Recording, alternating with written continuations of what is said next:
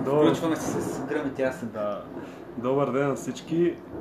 Казвам се Милен Петров, администратор на страницата Аз съм националист, както и редактора Теодор. Теодор Тодоров съм аз, приятно ми. Днес ще коментираме едни действия и едни бездействия. Да. Действия на разни гниди в обществото, които си позволяват да си правят каквото си искат. И бездействия на нашите... На хората, които плащаме данъци, Да, да ни пазят, да ни управляват и така нататък. Един вид българския народ е работодател на тези хора.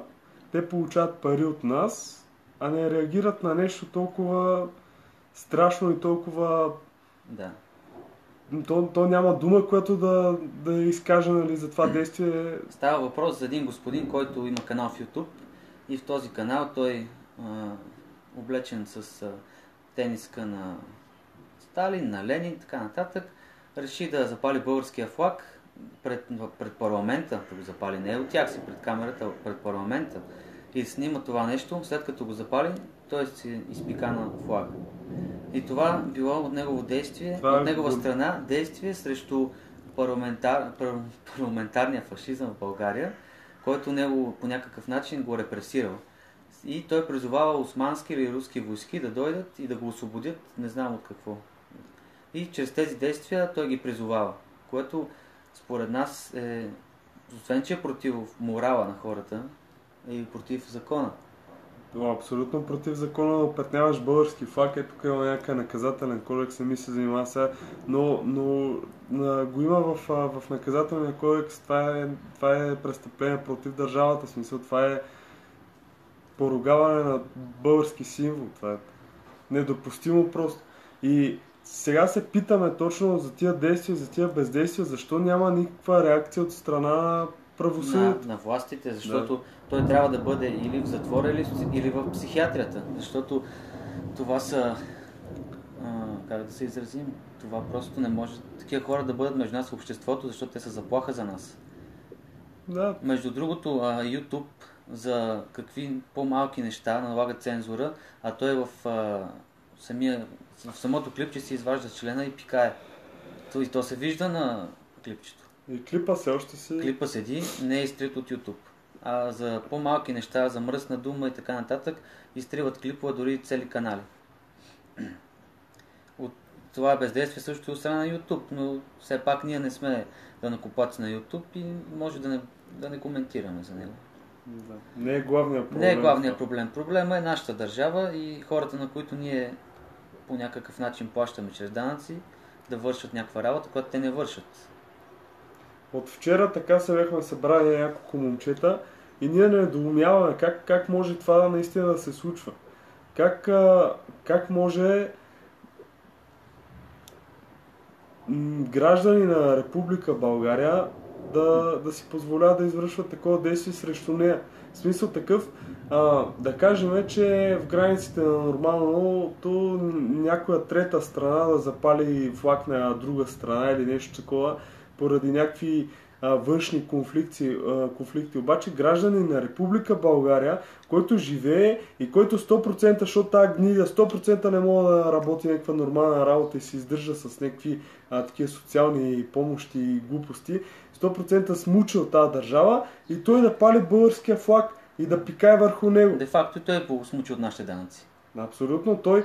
Той живее благодарение на нас и той ще ми седи и ми говори в някакъв си измислен сайт, там Стара Загора Нюсли, там не ви препоръчвам и да влизате, защото там няма какво се види. Няма какво, да. Там се публикува снимка как го прави това и клипа, нали. Просто аз нямам думи, нямам какво да кажа. Това за мен е... И добре, да стигнем до тук, нали, че този човек невменяем, не може да бъде... Дори той си го казва в един от клиповете, че са го карали да ходи в психиатрична клиника. Да.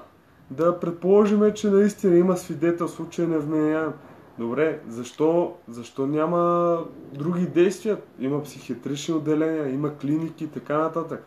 Ако човека наистина не осъзнава какво прави, той е опасен и за обществото. Днеска ще запали български флаг, утре ще запали някой бел човек, ще каже, аз призовавам то път по-голяма гласност да ми се даде и призовавам османски или чужди войски да ни завладеят.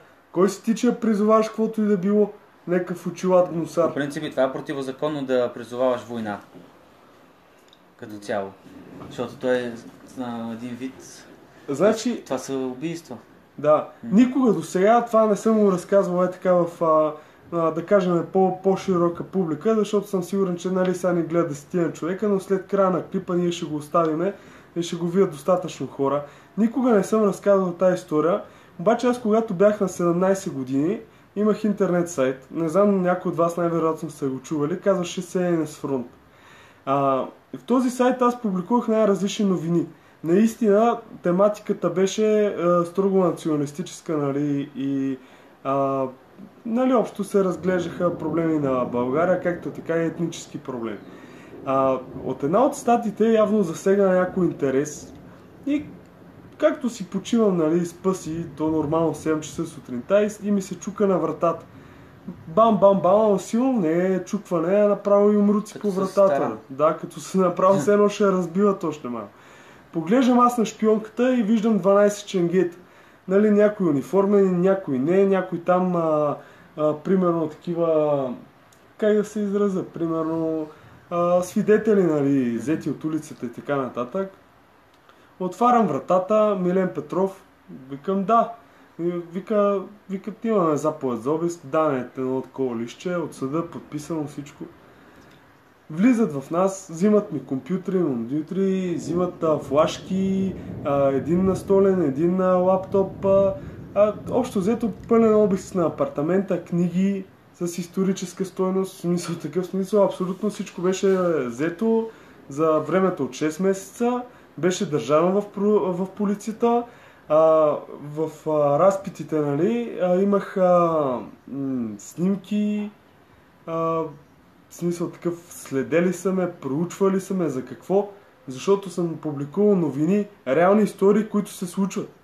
И заради това аз бях, как да го кажа, в смисъл, разследван и обявен за заплаха за националната сигурност. Аз в момента уча национална сигурност, 2-ра година съм, и в момента уча национална сигурност, там разглеждаме действителни престъпления, примерно, нали, които трябва да се разследват след време. Те са разглеждали едно момче на 17 години, което публикува неща за България и новини. Няма да разследват някакви хора, които си позволяват да опетняват името на България, да палят български флаг. Да призовават война. Да призовават война. Още, това не е единичен случай, в смисъл имало и други подобни случаи. Да, просто те са много малки, в смисъл гледаемостта е много малка на тях в YouTube, затова не ги знаем. Случайно попаднахме и на него, той имаше там 200 абоната, нещо такова. Да, абсолютно смисъл. И ето сега вече има 1000 абоната, става известен, се прави на популярен. Да, което за него може би е цел. Не знам каква му е целта. Този човек няма цел да живее. Да, той като цяло има психични отклонения, то си му лечи, както и хората са му казали, трябва да ходи да се лекува, но нито психиатрията, нали, хората, които се занимават с това, искат да го вкарат там, нито в затвор искат да го вкарат и той продължава да е между обществото. Обаче, ако ядоса някой човек, който си е националист и го види и този човек го прибие, тогава този човек ще бъде съден, което не е правилно. Да, защото има някаква основателна причина. Както това момче, което ритна възрастна жена в Бургас. Казаха, той има психични отклонения и затова е ритнал. Но след това, когато него отиваха да го бият, тези хора бяха лоши. А той не е лош, защото има документ, че е луд. Нямам думи, просто по някой път. И това е безхаберието на хората, на които ние плащаме. Всеки ден ставаме, отиваме на работа. Дори зад него, той, когато опаляше флага, мина един автобус с хорица, които отиваха да работят. И това са хората, които плащат той да живее, за да може той да прави такива неща. Абсолютно. От техните данъци отиват в икономиката и оттам вече това отива за заплати на администраторите, на полицаи, на военни и така нататък. Които за нас не правят нищо. Това е най-тъжното, че това може да продължава, че не е единичен случай. Да, той ще продължи, той няма да спре. Да. Но това, ако се случи в друга държава, ако се случи в някои от европейските държави, Австрия, Германия или дори в САЩ да се случи, нищо, че тя не е, пак няма да стане както тук. Хората ще вземат мерки и най-вероятно ще го вкарат в затвора. Да. В Германия, когато някакъв наш българин, той българин ли беше или може би от друг произход, но просто каза, че е българин, ритна момиче по стъпалата. И те го вкараха в затвора. А тук онзи ритна бабата не го вкараха в затвора. Този пали флага не го вкарват. Ако там стане така, ще бъде вкаран. А уж ние се водиме европейска държава. Евро ще ни вкарват и така нататък. Да. И идва европредседателство. Значи... Ние оглавяваме даже. Да, оглавяваме. Така сме оглавили, че да, де-факто ние си живеем както сме си живяли и преди. И преди да бъдем в Европейския съюз. Абсолютно. Няма някаква промяна. Не се култивизира, в смисъл положението... Трябва и младите да поемат някаква инициатива. Ето вчера онези момчета бяха доста интелигентни, но те са много малък процент. Да. Повечето не се интересуват от бъдещето, а те са бъдещето. Защото една територия не може да съществува без хората, които я поддържат. Ако те не я поддържат и избягат в чужбина, да речем, тя ще залинее. И после те ще казват оттам, виждате ли, тук е лошо. Но то е лошо, защото вие поддържате там нещата и икономиката, а не тук. Да. И само е така да спреме за момент и да погледнем реално над нещата, човек, колко слаби ценности трябва да имаш, даже никакви да направиш нещо подобно, в смисъл да запалиш български флаг, че нали, заради този флаг, как ти казва, са загинали... Той не е пленяван дори? Да, български флаг по време на битка никога не е пленяван, а той сега се гаври с него.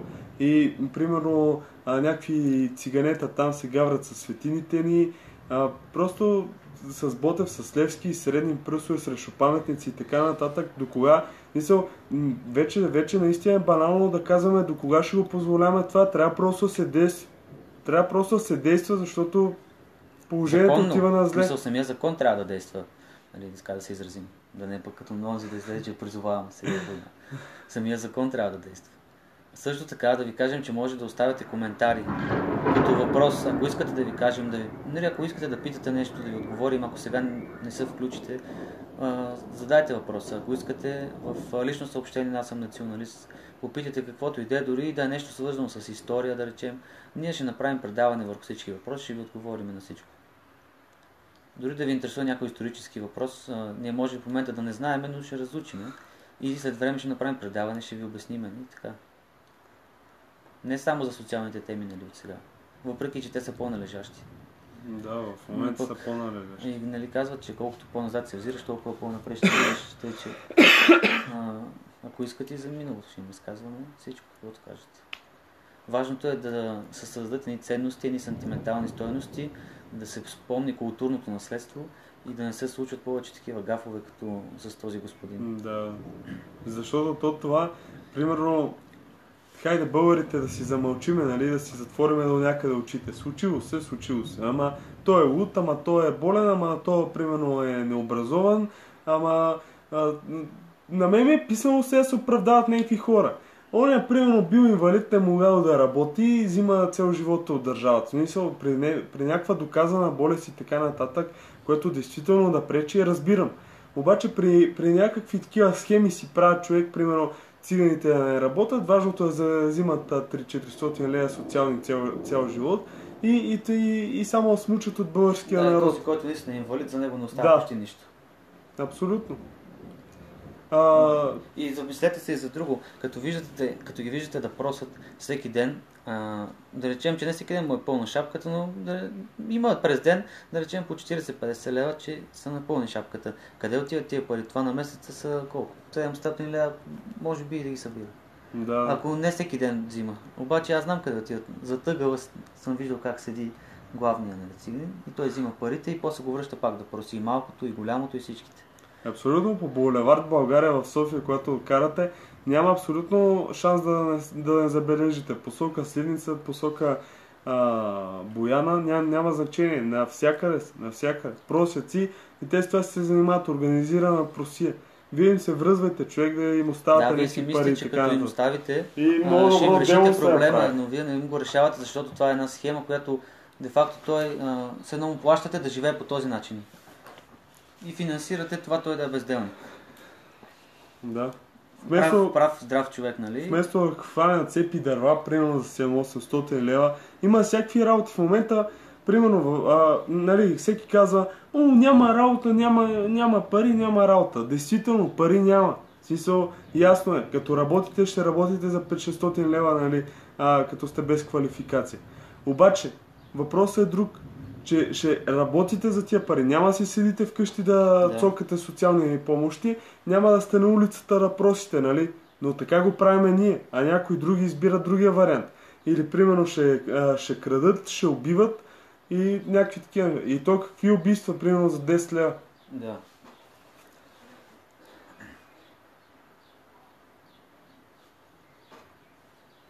Да, прав е.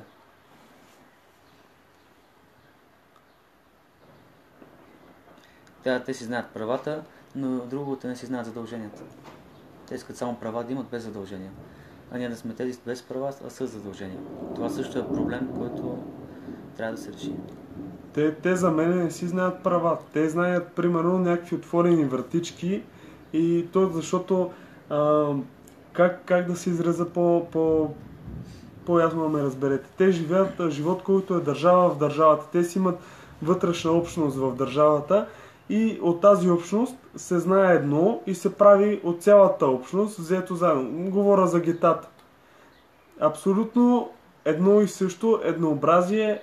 Примерно, ще се точи от детски и ще се точи от детски. Разбира се по кой начин да се направи най-правилно така нататък. И примерно цялата махала го прави. Да. И това се раздухва. И това се прибира от няколко човека, не от всичките.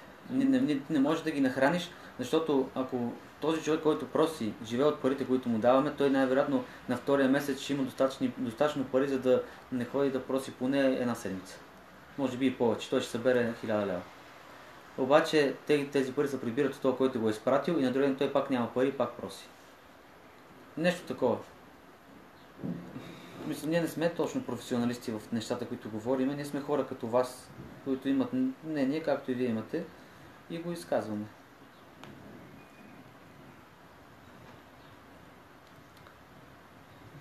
Иванов, то наготово е лесно, обаче с какво самочувствие ще погледнеш над нещата, когато получаваш всичко наготово, сещаш се. Нормално е да има гнии, които да се възползват от тези дупки, нали, в системата.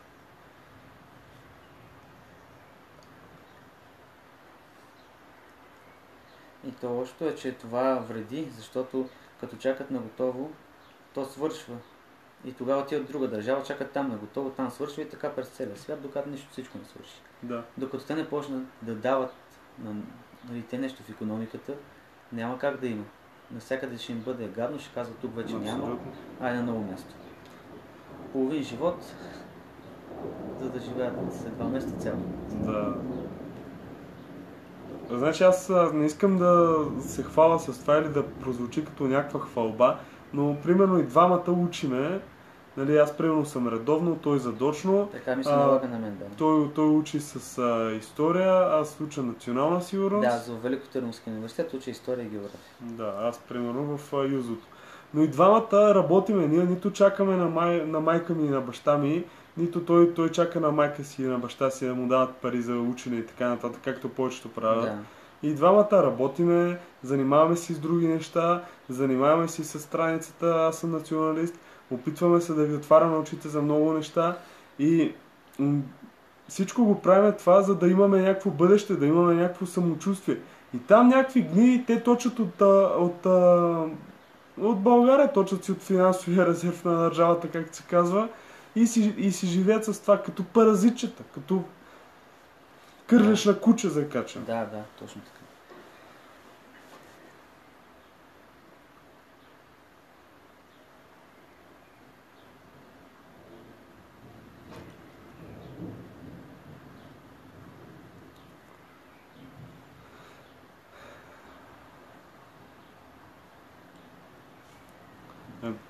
Иванов спомена темата и за пенсионерите, нали? Да. Какво да ти каже, приятел? Положението е трагично. Като чуя, примерно, някаква баба ми каза, примерно, че взима 130 лева пенсия, аз как да се чувствам? А в същото време и те, които, в смисъл хората, които са безделничили цял живот, се пенсионират на минималната, която пак стои нещо. А жената Да. 40 години е работила и си има колкото него. Да, в някакви Даже цехове. той се сърди, че не взима повече, въпреки че не е работила. Все едно държавата му е длъжна да му осигури каквото и да било. Да. На човек, който нищо не е направил за На него. човек, който нищо не дава за нея, иска само да получава от нея. Мисля, ние ще се оправим, когато почнем да си взаимодействаме по положителен начин. Защото той упражнява върху нас някакво действие, което е отрицателно и дърпа от нас. И ние, Да. де факто, ние даваме, той дърпа и това ще бъде, когато ние имаме сили, когато нас ни няма, той ще иде на друго място, друга държава и така. Това е като, примерно, да имате общи познати 10 човека и да си живеете горе-долу заедно, нали, в един район, да кажем групичката от махалата, от квартала. И от тия 10 човека, двама, примерно, да са наркомани и да са пияници. И те да искат постоянно назаем от останалите 8, да искат постоянно назаем, да искат да им помагат, да съжаляват, че, нали, да се съжаляват сами, нали, че не работят, че нямат доходи, че нямат, нали, осигуровки и така нататък. И 10 човека си дават от своето, което те изработват, за да крепат двамата наркомани. И за какво го правим това цялото смисъл? За какво трябва да се помага? Го да живее по неговия начин. Финансираш го да се друса, примерно. То в живота спираш да помагаш на такива хора. Обаче системата не спира да им помага. И аз се питам защо. Да. Тя чрез теб. Да, точно. Чрез мен, защото примерно аз имам 800 лева примерно заплата и от тия 800 лева ми удържат 200 ли? 200 ли? Там не знам колко, да. Нещо такова. Можеше да взимам 1050 лева примерно. Аз взимам 800, защото трябва да храна Гошо, Пешо, Иван, пияниците от квартала. Да.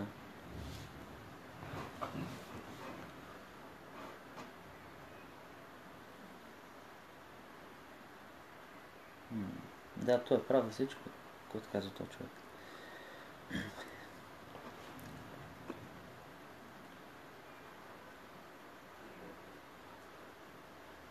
Абсолютно е прав. Да. Абсолютно си прав, човече. Няма какво да коментирам повече по въпроса, разбираш. Мисъл, трябва да се промени и менталитета, и менталитет, и закони, и всичко. Мисъл, ние все пак като сме бъдещето, някой ден тези деца ще бъдат някъде, на някакви постове, може да са и в закона. Ако от сега самосъзнанието им бъде да са честни, да са добри хора, когато дойде време да идат в парламента, те ще бъдат такива. Защото все пак те не са вечни, политиците няма са вечни, те някой ден ще си заминат. И на тяхно място ще дойдат нови хора. И нашата цел е новите хора, които идват, да бъдат с друго самосъзнание. Абсолютно. Защото от сега да почнат да се интересуват от някакви неща, които са за прогрес на държавата и така нататък. Много хора е това, което го казах преди малко. Го бъркат с добрина. Един вид, че ние сме длъжни да помагаме, че, нали, трябва да има... Да, но ти така никога няма да го нахраниш. Да, абсолютно никога, защото парите е ясно къде отиват, примерно. Да, те не отиват за нещо, което той ще използва да прогресира, те отиват за нещо, което той деградира. Абсолютно, защото абсолютно за България положението е трагично. Трябва много да се работи. Трябва просто здравомислещите хора да останат в България и да работят много за нейното управяне. Защото нито, примерно, съдебната система ни е като хората. Пращат разни хора в затвора, примерно с едно-две провинения, които не са толкова сериозни, нали? Пращат ги в затвора и ги правят престъпници. После 5 години реабилитация. До тия 5 години в свидетелството ти за съдимост пише, че си осъждан, не можеш да си намериш нормална работа. И ти си принуден да работиш като престъпник. Или нещо в сивия сектор, където пак не е изгодно за държавата. Те ти го правят така, че да не е изгодно после за тях пак. Мисъл, като работиш в сивия сектор, не се облага с данъци твоята заплата и така нататък, взимаш си чисто едни пари, за държавата, нали, нищо не получава от тебе. И тя сама си го прави, защото 5 години ти не можеш да си намериш нормална работа. Да. Или може би като общ работник, но ако ти си човек, който е бил нещо свързано с администрация, да речем, и не можеш да работиш това, ще трябва да отидеш в сивия сектор. Да.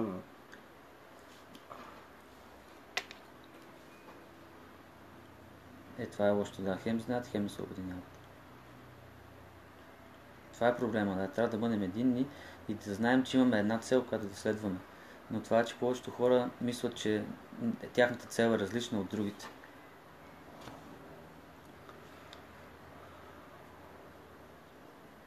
Да, те си не.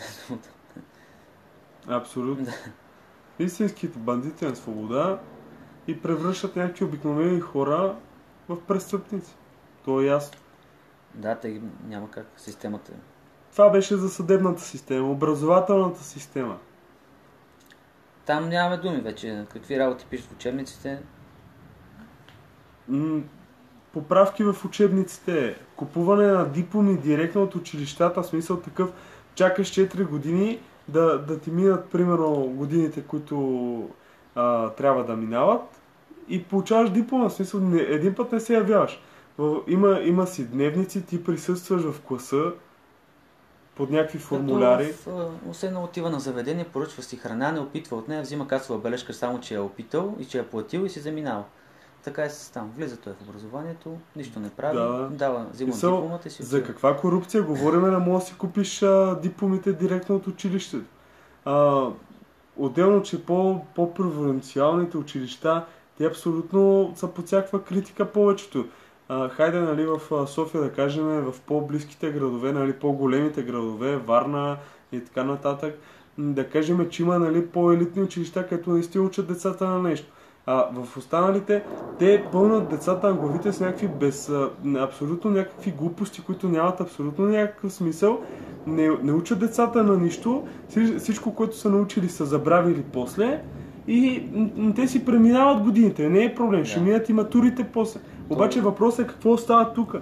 Става така, че сега е по-добре детето да има тройка по история, защото не знае това, което е там, защото това е лъжа, отколкото да има шестица и да знае това, което те искат то да знае, но то не е това, което е истината.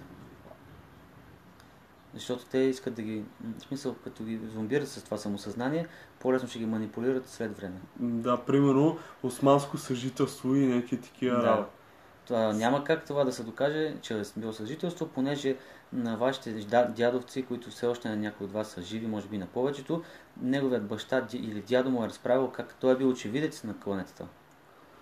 Там, примерно, се хваща една толкова голяма нали, думичка от историята и се превръща, нали, защото те се оправдават със съжителството, че едва ли не турското население идва в България и те едва ли не живеят, нали, наравно с българското, което нали, може да се каже, че до някъде е така, обаче ние не говорим за съжителство, то си е робство. В смисъл, това дали населението живее наравно с българското или не, това е без значение. Това е против волята. Да, то е против волята. Това е без значение при положение, че идват османските войски и си правят какво си искат с нас.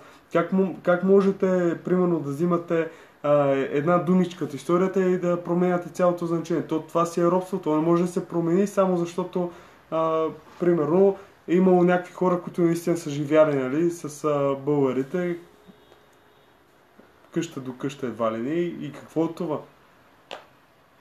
В смисъл, там, примерно, сега в новите учебници е писано, че едва ли не войските не са намирали разлика между българското и турското население, нали, по еднакъв начин са ги третирали. И едва ли не са ги третирали, защото сме се бунтували. Ние сме поробена страна, как да не се бунтуваме, смисъл. Така и те идват на твоя територия да те завоевават.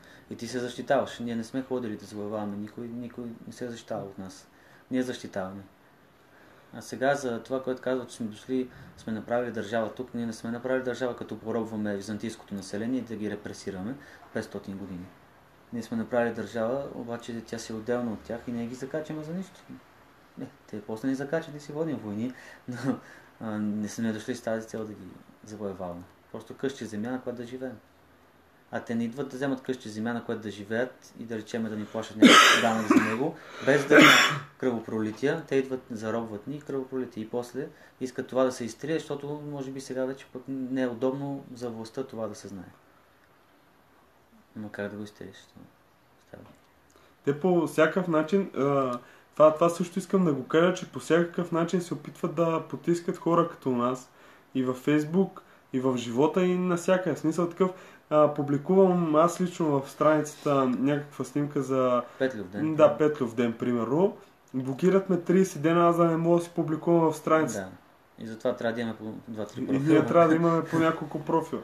И това беше, примерно, за образователната система краткия коментар. В смисъл, той е много по-дълъг.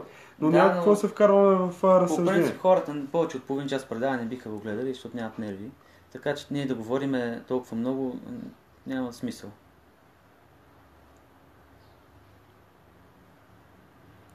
Да, точно така.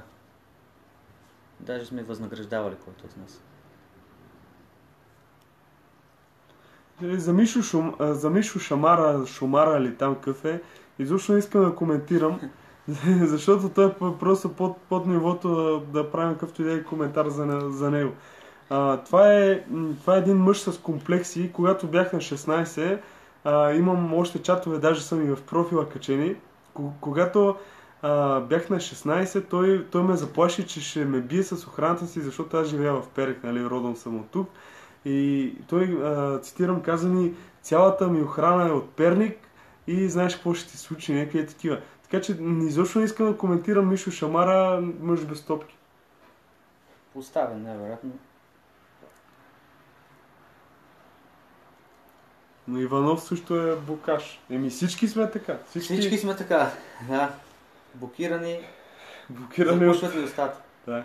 Нито да може да качваме, нито може да си пишеме нещо. Нищо. И примерно за образователната система това ви казахме. Какви са още системите? Здравна система. Така нататък.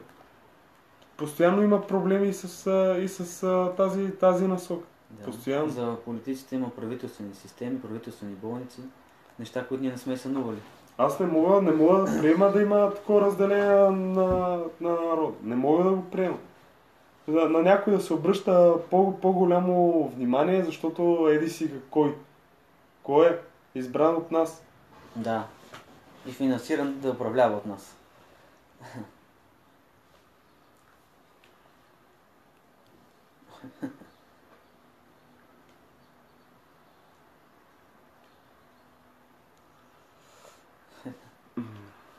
То няма смисъл какво да... Тия хора са, и да ги биеш, каквото и да ги правиш, на къл няма да им дойде. Трябва самата власт да направи нещо по въпроса. Да го направи така, че те вече да знаят, че това е противозаконно и да не го говорят, да не го правят. Ние, ако го правим на своя глава, един вид, ние се явяваме против закона. С Тел си говорихме вчера си говорихме точно за тази тема за робството и така нататък.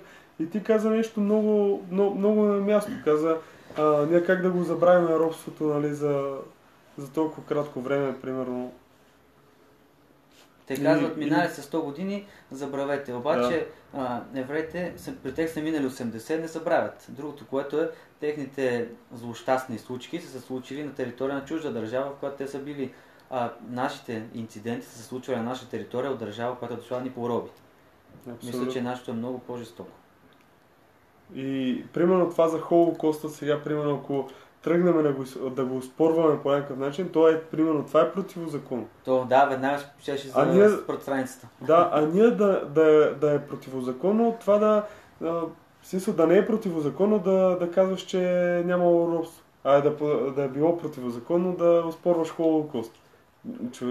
Това просто се случва в България. Да. Ние българските интереси или обслужваме, или чуждите.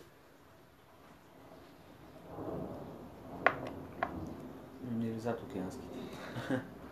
Защото и тия задокеанските хора избиха 200 милиона индианци, за да живеят там. Като казах индианци и станци. Да. Все пак са го направили. Така. 200 милиона индианци са повече от 6 милиона. Като замисъл. Индианците. Да. Добре, ами ако искаш да прекратяваме. Ако имате въпроси, питайте. Ще оставим на 2 минути, 5, колкото кажете. Защото то тук нататък, каквото и да кажем, всичко ще бъде почти едно и също към това, което казвам. Ще бъдат само примери, които вие знаете. Те са ясни на Те всички. са ясни. Просто трябва да има действия, някакси да накараме тези хора, които им плащаме в парламента, да почнат да работят за нашите интереси. Малко да има някакво притискане или да я знам от този страната на гражданите. Да, всичко да бъде и законно, защото ще ни блокират, ще ни Да, арестуват, репресират. То не е една беля. И така наистина. Затова трябва да се образуват младите, за да знаят какво точно да отговарят, когато някой, нали, по по-такъв завъртен начин им каже: ти си националист, това е лошо. Защото националист, примерно в Белгия, означава да обича Белгия, България да обича България. Какво е лошото? Не знам, те го свързват с друго. Да, как можеш да кажеш, че да си националист е лошо? Да. Всяка държава си има националисти, които обичат нея. Някои хора свързват националист с друга. Когато сега, ако кажем, нали, може да блокират.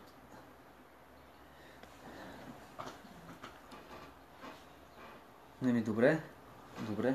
Много благодаря за Благодарим за това коментара, нещо, да. Иванов. Ние малко се притеснявахме, че може и да не се харесват нещата, но действахме. Абсолютно, защото не на Всеки има свое мнение, да. Сега аз виждам с мои очи тук перваза, ти го виждаш с твой и всяка гледна точка е различна. Абсолютно. Да. По принцип заради тези разделения паднахме под робство. Видинско царство, деспотство и така нататък. И ето, на Търново Еврей отвори вратите и паднахме под робство. Наистина, сега ако имате някакви коментари, някакви въпроси... Да, ние ще го оставиме. Вие дори да ни няма после, пак коментирайте отдолу или ако имате въпрос, просто напишете в Аз съм националист съобщение. Имам въпрос, когато правите лайв, да ми отговорите така и задавате. И 2-3 въпроса, колкото искате. Да, също така, ако искате да бъдете полезни с нещо, също може да се свържете с нас в лично съобщение на страницата. Ще ви обърнем внимание. Имаме нужда от хора. Да, за полезно взаимодействие едни с други, за благото на България сме съгласни на всичко. Абсолютно. А за хейтерите няма да им отговаряме, защото това са хора, с които не се спори. Те са предубедени и те няма да си паднат от позицията. Каквото и да кажем, те имат други разбирания. Няма да стане. Затова на тях няма да им отговаряме.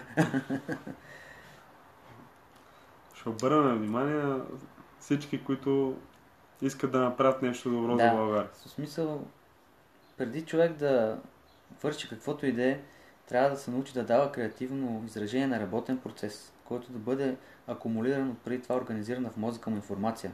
Не на своя глава така е. Мисъл, не на своя глава е така нещо, което нито е чул, нито е асимилирал, нито е разбрал, да го говори и после да се стига до неразбирателства, до конфликти и така нататък. Абсолютно, да. До сега това е. Да приключваме. Да. Ще приключваме лайфа. Благодарим ви, че ни следвате, защото страницата без вас няма да има. Вие сте хората, които поддържате страницата, като сте се абонирали за нея и така. Няма смисъл да качваме информация в нея, ако няма кой да я гледа. Абсолютно. Затова благодарим много. Благодарим ви, аз съм националист, вие и всички българи, които са тук с нас. Благодарим, че гледахте лайвчето. Да. Оставяме го качено. Може да го прегледате, да го спратите на някой приятел. Ако имате въпроси, да се свържете с нас и така. Да живее България! Да живее България! Приятен ден пожелавам!